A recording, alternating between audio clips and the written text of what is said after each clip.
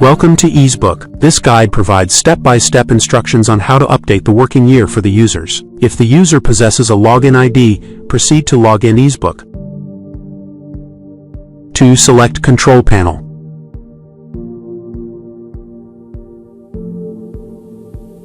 To select Setup, System Setups.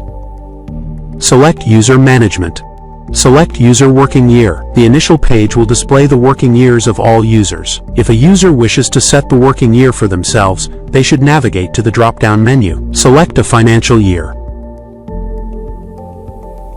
Click Update Working Year. User will select Confirm Update Working Year. Working year will be changed for all users.